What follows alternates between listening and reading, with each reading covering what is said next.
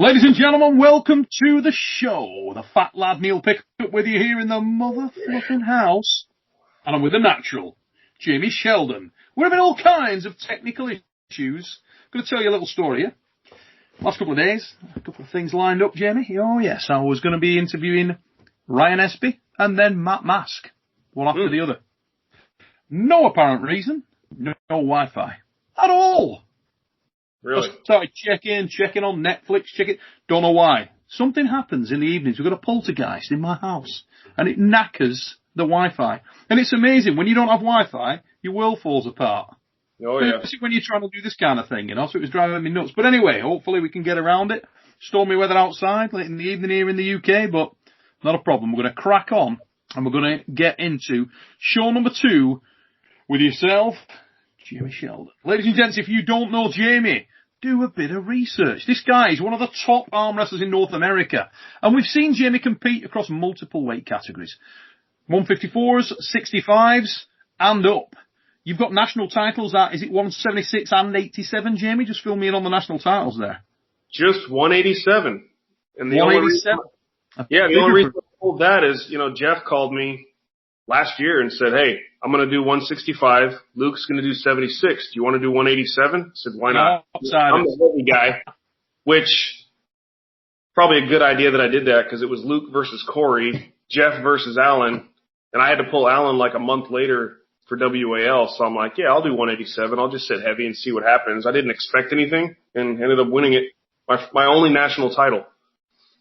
That's incredible, mate, because we're gonna go back and pick up where we left off. But you spoke about your start in 2005, and I've just been asking you about how quickly your success came and when you started to get on the roll over there. But I think it's fair to say you featured in some very significant matchups quite early in your career, and I wanted to sort of pick your brains as to where you thought the first sort of breakout significant match was.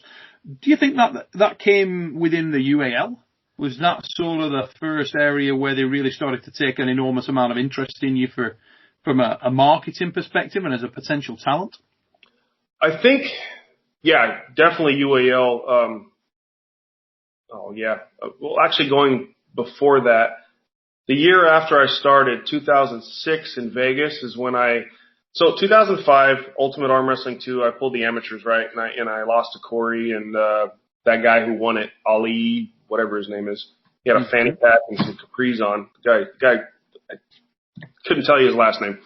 So I went back the year later and did the pros, and I took 4th again, but in the pros. And I ended up losing to Vosgin and Simon. And that was the year that Big Bruzink came in and took Fareed and the Hook. Yeah. Amazing show. Harold and I had this staged match where he was going to rip my shirt and throw it in the crowd, and the shirt didn't rip, so I had to take it off. And then I think it was Vasily from Russia came and gave me a Russian T-shirt. I thought it was the coolest thing in the world. So I was like, yeah, sure. Thank you. I appreciate that, man. So thank you to him. But I figured I did okay at the pro level there. Simon took me to school, but I saw some daylight as far as like arm wrestling career. Like I'm a year in, I'm doing okay. So for the next several years before UAL came, I did surprisingly well. The only people I were really losing to was Vosgin because he lives an hour away from me. And that whole European style, he made us all better. Yes. Because we had to figure out how to beat him because he was just killing people for years. And it's really solid puller. Really solid. It took me 14 years to beat him. I kept trying to go around him. Finally, I realized I'm strong enough. I need to go through him. And I was able to do that like 2 years ago, a couple times. So that was the only time I ever beat him. But UAL is actually what put me on the map, I would say. Had some success. Actually, I won on fouls against Vosgin in UAL 3. I won that tournament. I missed UAL 4 because I had to work or something, and that was the one that Robert Drank saved. It was that huge Devin versus Oleg match. UAL 5 is where I think I had my name really out there because I won the entire tournament. I beat Chris Chandler. In the Open, didn't you? You had a win against Chandler, the Open, I remember. Yeah. Yeah. Chris Chandler and Todd Hutchings, I guess they had an agreement to where Todd would let Chris win. Chris can go beat everybody, and they would split the money. Well, I completely screwed their plan and was able to top roll a tired Chris Chandler, which that put me on the map. And then, as you know, right after that, UAL 6, which I thought I was ready for, and I really loved the opportunity, but there's a reason why Corey Miller is Corey Miller. I figured, okay, he's a better arm wrestler than me, so let me come in as strong, as big, and as tanned as possible. And you definitely nailed those, mate. You came in ready for that bad boy. You did there. Funny story. Right before the evening weigh-ins, I went to take a piss, and I barely made weight. Like it was a struggle to make weight. I was so huge at 165, and I thought, if I can get bigger, stronger, I might have a chance. And I needed to become a better arm wrestler to win that match. And hats off to Corey. That was a huge learning experience for me and a great opportunity. And you've always had faith in me, so I really thank you for that, because you've seen something in me that it's taken me a couple years to kind of, I guess, see that. But you saw it early on, and yeah, so amazing opportunities from there. Yeah. Yeah, I think one of the things that you've always impressed me with, Jamie, is your willingness to run into the gunfire. And I always think that's a real weapon for an arm wrestler. I do another show called The Fix, and on The Fix we talk about that quite a lot. It comes up in a lot of the fan questions. People talk about how they get into the higher echelons, the upper echelons of the sport, and what you need. Is it a strong hand? Is it a strong wrist? Is it this? All of those things, yeah, sure. But the other thing that you can have all those things, and if you don't have it here, if you don't have the right mental approach, it's a major problem. And I think that whereas you may have had other areas that were working against you because you're quite a tall guy, so I think a lot of arm wrestling is about structure. It's making sure that you are perfectly sized from a height, weight, and structure for the class you're in. Right. And you're perfectly proportioned to be a track runner or maybe a soccer player or an athlete, but not necessarily as well proportioned for arm wrestling as someone like a Rob Vigent Jr., who's got the legs of a sparrow and the upper body of a super heavyweight with massive hands. You look at Rob and you think, oh my God, thou shalt be an arm wrestler, my son. He's just made for it. You know what I mean? Right. And what you always had was an overwhelming rebalancing from anything that you gave up physically or technically to this sort of absolute honesty with yourself and desire to succeed. And I think that's an absolute weapon in arm wrestling. If you don't fear the loss and you're up for any challenge and you take it like a boss, just swallow it up. If you win, if you lose, if you draw, it doesn't matter. It's all an experience and all a giant snowball to where you're going. And you've always had that, and it always impressed me. Your attitude from day one, the first time that I ever remember speaking to you about that big match that day, just as we'd come out of the fucking snowstorm on our way to the arena. But I'll tell you what, mate, you were appreciative of the fact that you were an underdog, and you didn't give a toss. Couldn't care less. It was sort of like, yeah, everybody expects me to lose, so then get on. And it wasn't sort of a cockiness about you. It was just a genuine, I'm honoured to be here. I love the fact that I'm in this match. I am going to give this every fibre of my being. And if I win, I win. And if I draw, I draw. And if I lose, I lose. And we'll see what happens. And I loved that. And it was a real honesty. You weren't sort of reading off a script. I really admire that about you. And I still do to this day, mate. I think you've got the right attitude for the sport. And it's very, very nice to see that coming to fruition, paying off, and people now starting to sort of give you that recognition at the elite level in North America, which, you get to, you're in some really, really competitive classes, mate. Yeah. And you've been pulling against guys your whole career who are standout arm wrestlers, often at standout times in their career. Look at your sort of list of who you've pulled and competed against. It reads like a who's who of North American, and in some instances, World Arm Wrestling, you've pulled a lot of real top pedigree pullers. Everybody. You've thrown yourself into the fire. And talk to me about that, mate. Is that something that do you get more excited when you're pulling one of these guys, when you're pulling an upper level absolutely. I always tell people, I think the best lightweights in my generation are Corey Miller and Luke Kent. They've been beating me my entire career. Do I have wins on them? Yes. And I think I'm at the point, well, even Luke tells me, he's like, I hate pulling you. Your style's bad for me, and I'm scared to death every time we pull. So I said, all right, well, I'm going to take that, and I'm going to use that, because both those guys can take my hand, but if I get this sweet spot, I can push through these guys. So I always joke around about, like, I'll say, like, Todd Hutchings, screw your hand. Like, that's the whole thing. Like, I don't give a shit. My arm is probably, I would like to think it's stronger than most people in my class if I can get in the right position. I'm not saying like deep in a low hook with Jeff Hale, but there's a certain point that I think my arm is stronger than most people in my class, and if I can get there, I'll utilize it. So I've managed to get wins on Corey Miller that way, Luke Kent. Bosnian a little bit different. I had to go in the strap, but even Sam Harris, when Sam Harris was on the rise, I beat him at the Arnold Classic. And then, like a year later, 2 years later, he ended up beating me with the UAL, and he's really.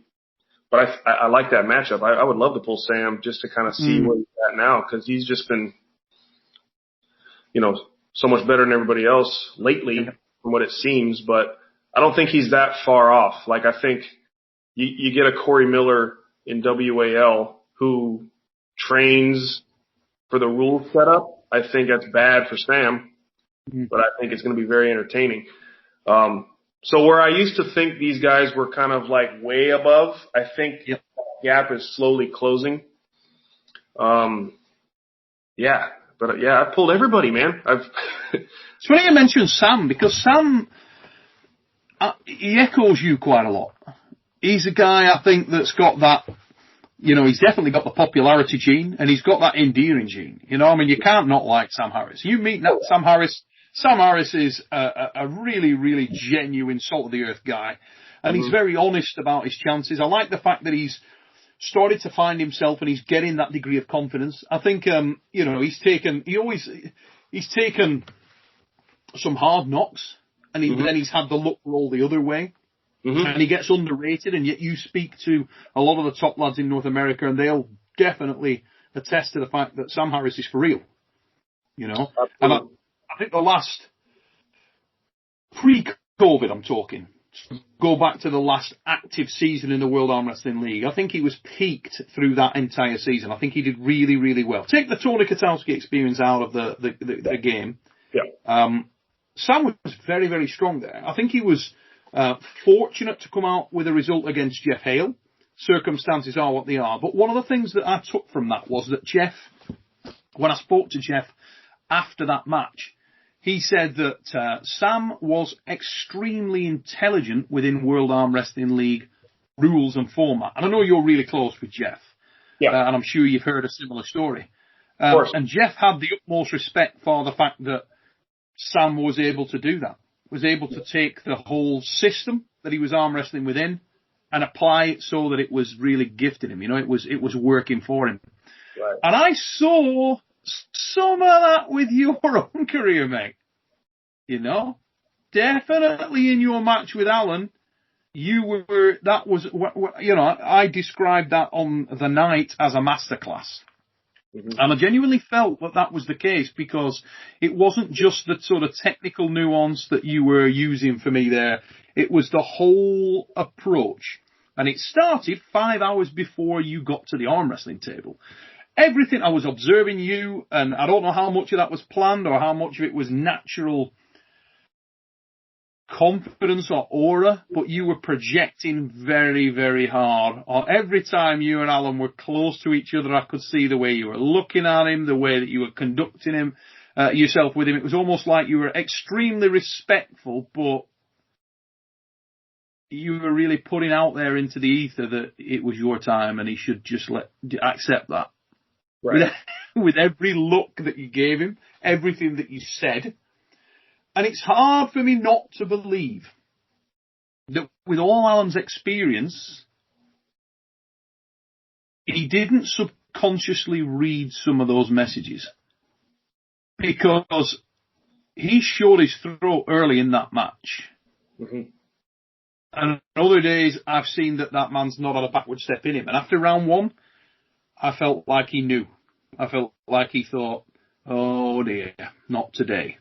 Right. And when we sat down with Alan, myself and Ben Holden, one of the comments that he made there, he said, look, the last time that Jamie got a win on me, because you'd just beaten him the last encounter, and he said, the last time I wasn't ready, I wasn't prepped, and the usual line of things that people will say to give himself that we've all done it, give yourself that confidence and that inner belief that you need to take into a big match like that when it's a spotlight match.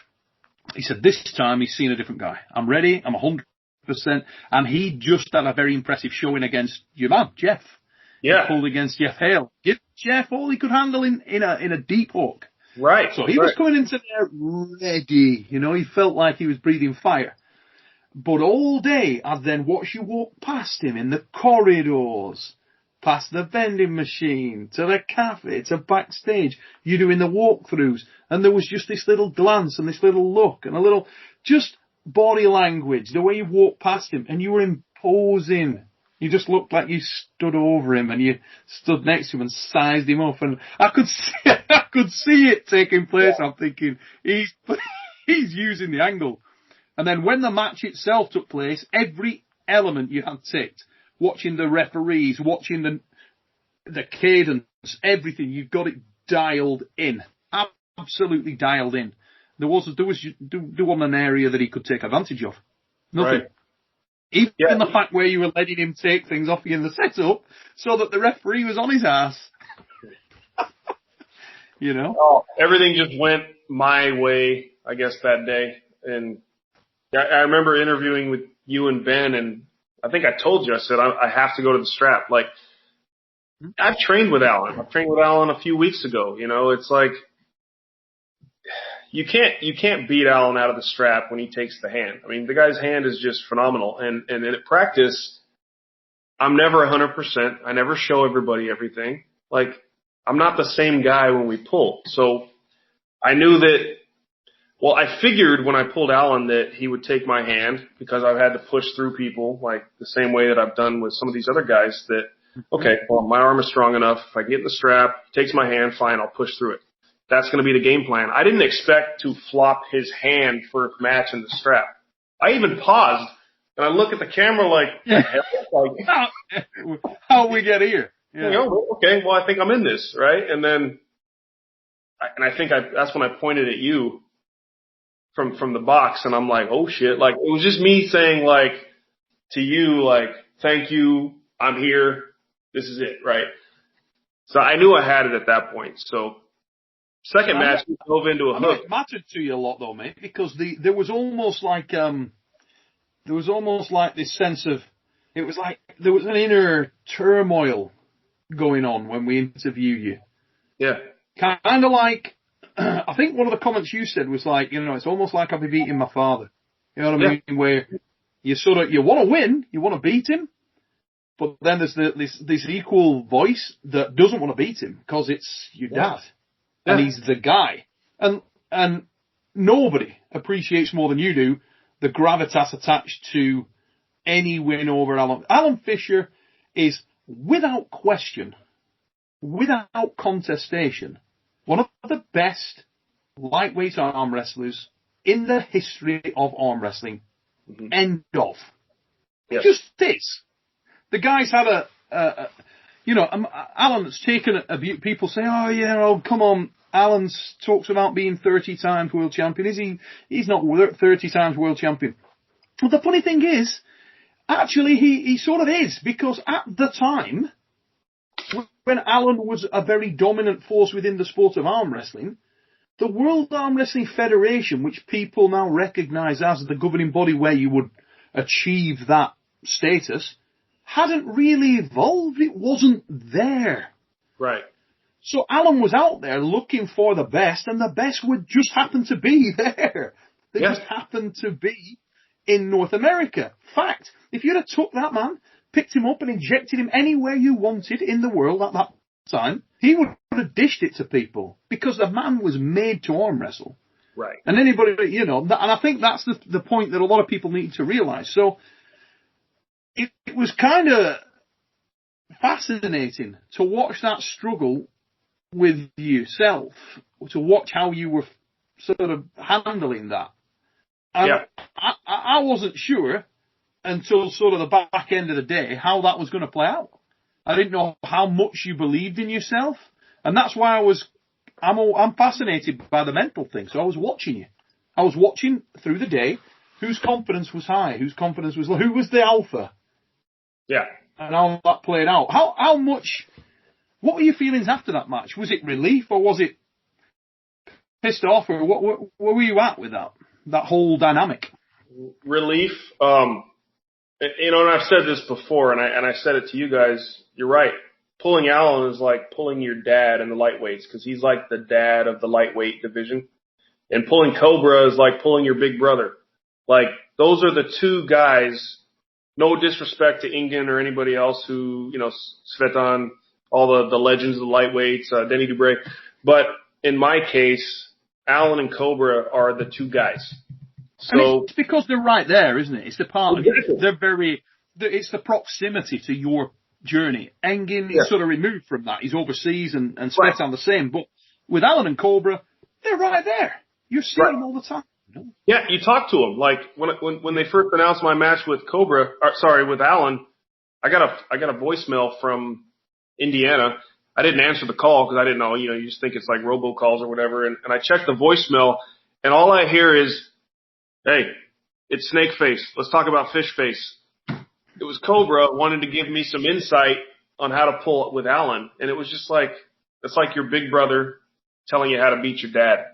And it was like, great. And then he said, well, I'm coming for you too. I got a couple more matches left in me before I hang it up, and I want to pull with you. And I said, I'd be honored, because that's another legend that, these guys maybe past their prime, but they're still deadly if they're focused.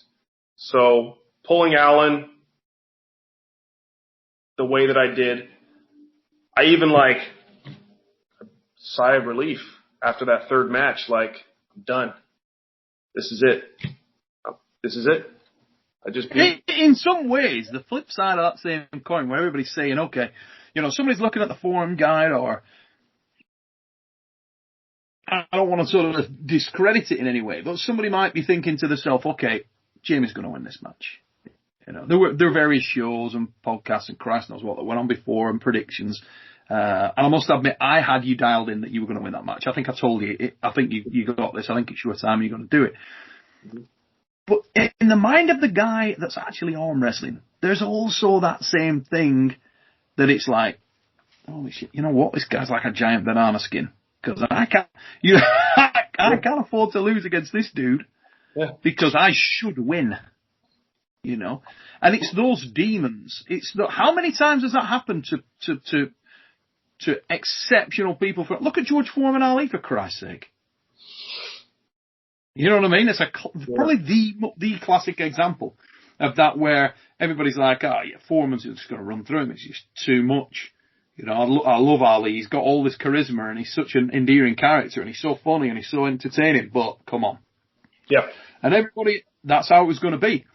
And well documented now is the fact that sort of the inner demons, the inner pressure that was created by the occasion works against the athlete.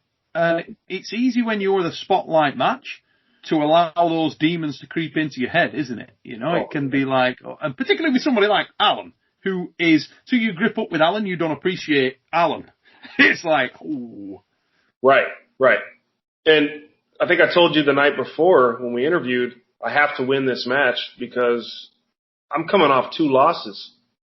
I'm coming off a loss to Jeff, which, love the guy, so I can't really complain. Tom Holland took me to school. Horrible mental arm wrestling. You talk about a guy who can put you in some awkward, I hate pulling tall people.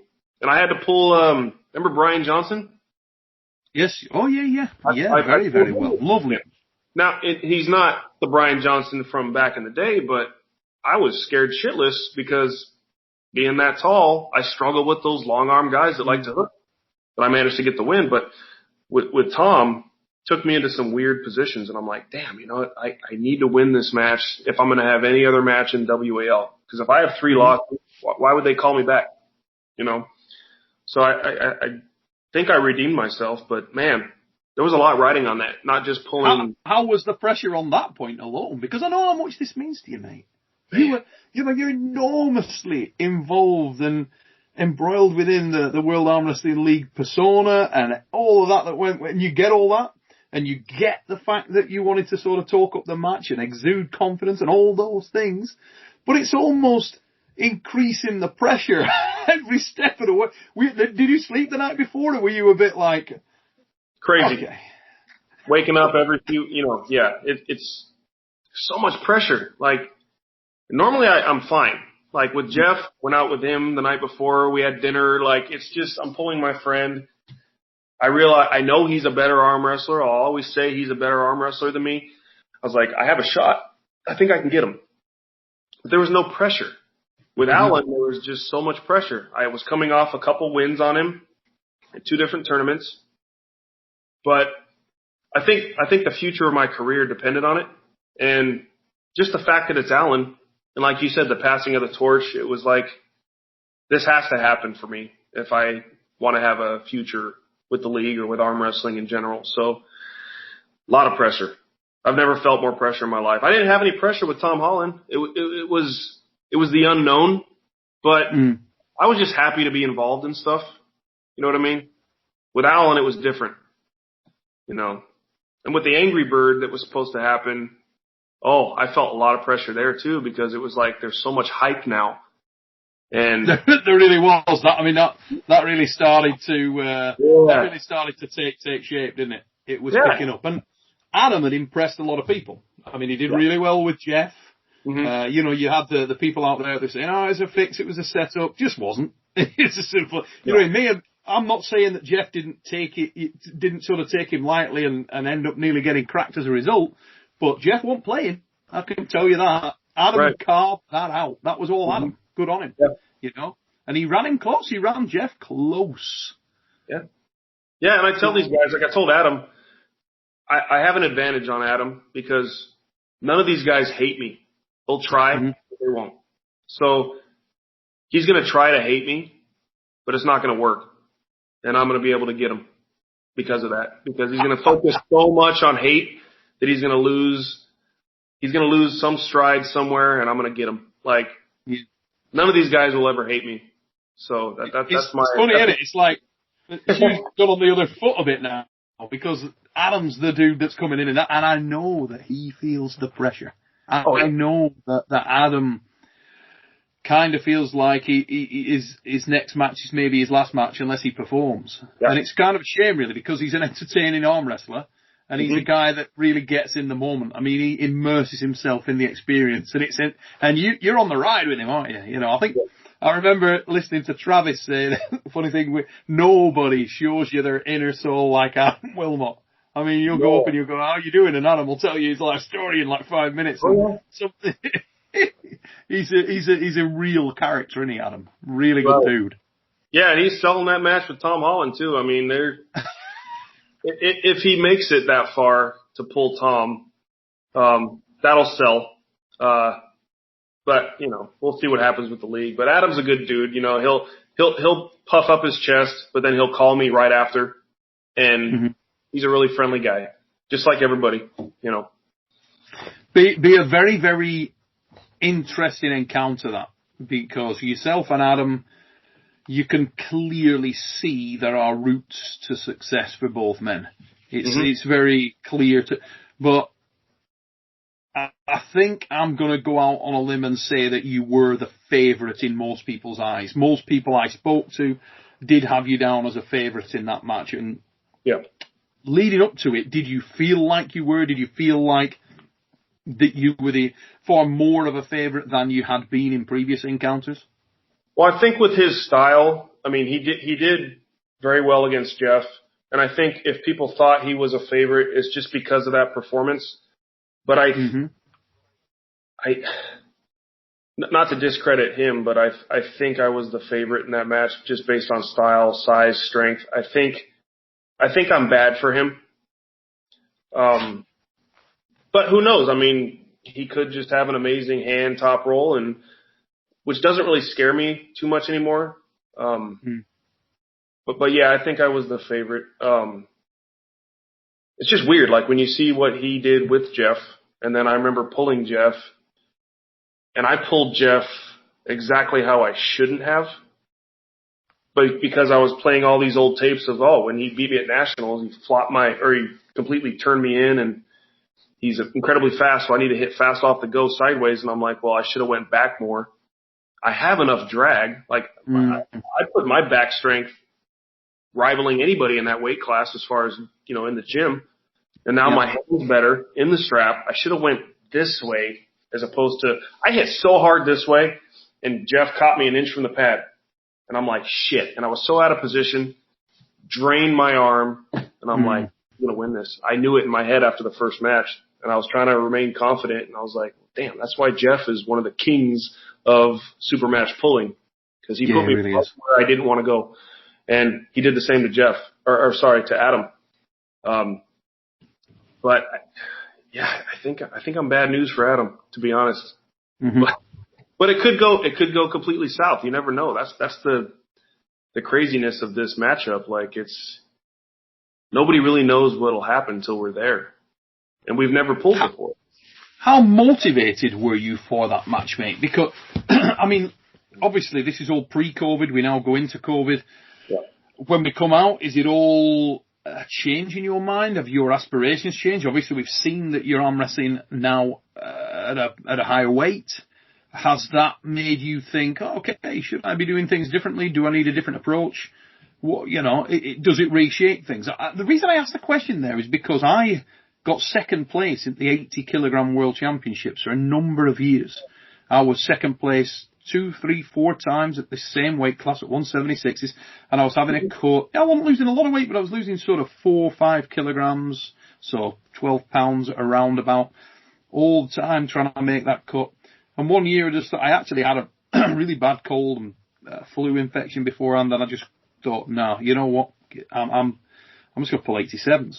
And I did, and I was world champion. I went in there, I remember, I stood on the scale with a friggin' cheeseburger. I felt amazing. Felt rock strong, everything good. Just didn't have to lose a damn thing. Felt great. Went in, won. Next attempt, went in, won. So 2 on the bounce at one, and you just think to yourself, how was I losing that weight? You can become addicted to the weight loss. And we've seen other guys move categories successfully and less so. Guys like Justin Bishop, Tony Katowski, 2 straight off the bat from the World Arm Wrestling League. Yeah. Any of those questions come into your mind, Jamie? Or are you still thinking, do you still see yourself as a lightweight prospect? Is that where you see yourself? I love to sit at this weight, but I don't think I can compete at that level. Justin made the transition because I think his hand strength is enough. His arm's strong, but I think his hand strength is enough to deal with some of these guys. And he's proved it. I mean, the guy, top notch. And he's a better arm wrestler than me anyway. Jim Strong. Let me stop you there. Why is he? Why? What makes you say that? Why do you think that? And not just Justin specifically, but why? I know you say that a number of times, but what is it about these guys that's making you think that they're a better puller? Well, I think it kind of goes back to the whole, like, let's say, for example, the group out here. There's like 40 people that show up to practice. Who's the best arm wrestler there? I would say the guy who can beat everybody. Like Derek Smith, 6'8", 350 pounds. He's the best arm wrestler there because he's the only guy there that I can't beat. Am I more knowledgeable, experienced? Do I have more success in arm wrestling over the last 15 years? Yes, and that was that whole discussion. It's like, is Ingen a better arm wrestler than Travis? Travis will beat him, right? But is Ingen a better arm wrestler because he has more knowledge, he has more accolades, like, you know what I mean? So who's the better arm wrestler? So I think Justin's done more, Could he beat me? Yes. So I think that's why I would say he's better. Do I think he's a better arm wrestler? I think he's more knowledgeable than me. Do I think Corey's a better arm wrestler? I think he's more knowledgeable than me, and he's done more. Could I crack these guys on a good day? Yeah. But I still know that they're better. Or maybe I'm just like not giving myself enough credit. I don't know. But I think until I beat somebody considerably, I'll still say they're better. And I've never pulled Justin in a tournament, but I think he would beat me. So you guys never met when he was at the lightweight class? You never encountered it? No, we were on the same side of the bracket in 2016, but Tony knocked me out. No, Cobra knocked me out. But I think Justin, Justin lost it. Well, everybody lost to Tony that day. But yeah, we've never had a chance to pull. Yeah. Yeah, interesting how that worked out. That'd be. I know a lot of people would like to see that one. And you look at the lightweight division now within the World Arm Wrestling League. Who do you rate where? Who are you guys that you sort of? In fact, let's ask that question another way. If you could sort of map out your own career progression, let's say the match with Adam goes ahead and goes your way, so that one's done, dusted. You got a clean sheet. I'm doing that to make life easy for you, so there's not a lot of comments or. Yeah. You know, oh, he's trying to get out of the match with Adam. Let's say that happens, and let's say it does go your way. Mm-hmm. What would be your desired next step? Forget logical, forget works for the league, forget any of that. How do you want to progress? Where do you see yourself, and who makes most sense in your mind? Okay, so assuming I beat Adam, if that happens, I really want to pull Jeff again, knowing what I know now. Is he better than he was when we pulled? Yeah. Am I? Absolutely. And I have the tools and the smarts now going into this to know what I don't want to do. Mm-hmm. And I would love the opportunity to get him again. A lot of respect for Jeff. He's a good friend of mine, but I think it's going to be a different story next time. Based on who was in the league for this year, I'd love to pull Corey every time there's an opportunity. Like, we were at the same event this weekend. He didn't pull my weight class, but he pulled the 242s because he wanted to pull Brent Rockers. Corey is legit, man. And he took it to Brent. He actually, I think he flash pinned him, but he elbow fouled. And then Brent got him in the trap and just overpowered him. But Corey's in that. It's crazy how strong that guy is. Interesting. And so what is Corey's actual weight? He pulled 76s and 242s. Yeah. Sick, so he's not changed an enormous amount from where he was. And Corey's always been a slayer. I mean, he's a very, very, very, very solid puller. You know? Right. Yeah, he fires off on people at 176 the same way he would 242s. Like, he doesn't care.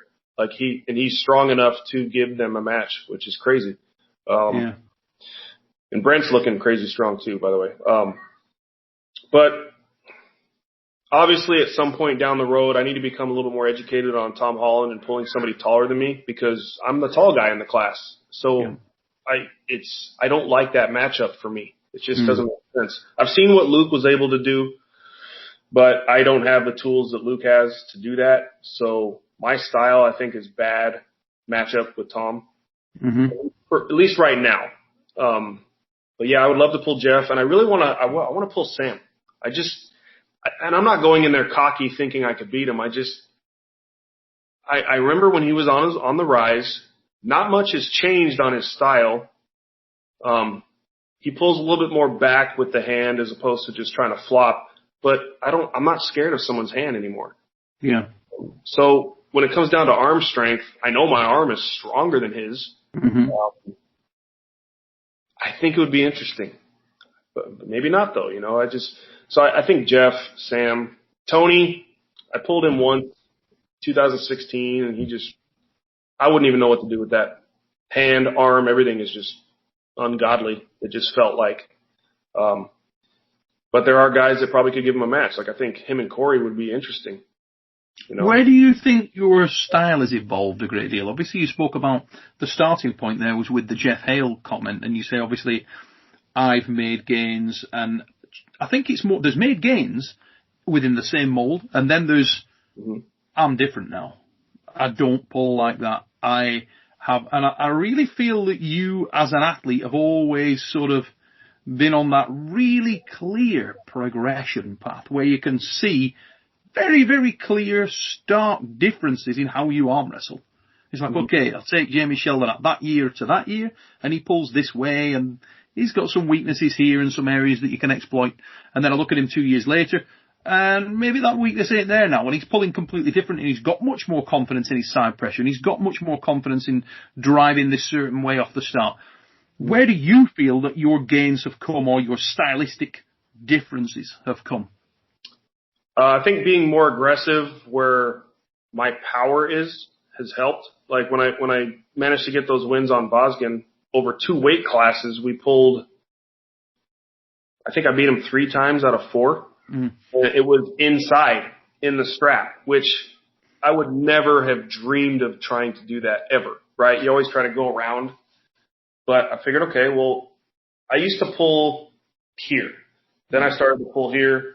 Then I was here. And now I'm here, almost like a low hand top roll, high hook type of thing. So if I can get with enough drag, now that my wrist is a lot stronger, I think I'm good to go. So if I can get into that spot, I feel confident with anybody. It's just, trying to navigate through that. So my progression has become more power as opposed to, I guess, running. I don't pull outside of the strap now. I'd rather go in the strap. That way I can lock into my arm. Whether I lose my hand or not, fine. Like every time I practice, I'm not fighting people in the top roll. Just wrap us up and let me try to pull stronger. So if I don't get flash pinned by somebody, I think I'm in it.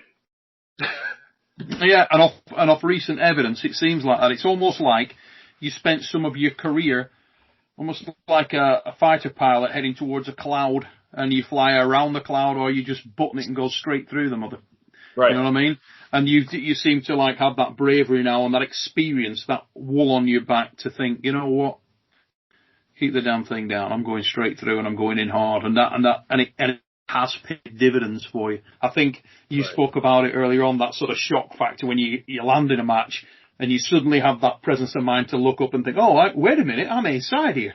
I'm in this. The guy's work. You look up and his veins are stuck out of his neck and you're thinking, oh, he's working. It's on. It's a good feeling, isn't it? Oh, yeah. And I think I could do that with these guys in the lightweights. I mean, there are all those unknowns like Ingen, rumors of him coming in, or Mindagus, however you pronounce it. I want to say it correctly, out of respect for that guy. Mindagus, yeah. Crazy. Just Strong boy. Think about what that guy can do. So it's like there's so many unknown factors. But with the guys that I know that are in there, like I've pulled Greg Gray. I've known Greg 25 years. Yeah. Well, not 25 years, 15 years in the sport. I think he's been pulling for 25. Strong dude. I'd love to pull him. I haven't pulled him in many years, but I remember him when he was 132 pounds, national champ coming up, and he's done very successfully, heavier. So I'm glad to see that he's on the radar. So I would love to pull Greg just because I like the guy. We're friends. Absolutely. Yeah. And Luke Camp, sure. Luke's beaten me.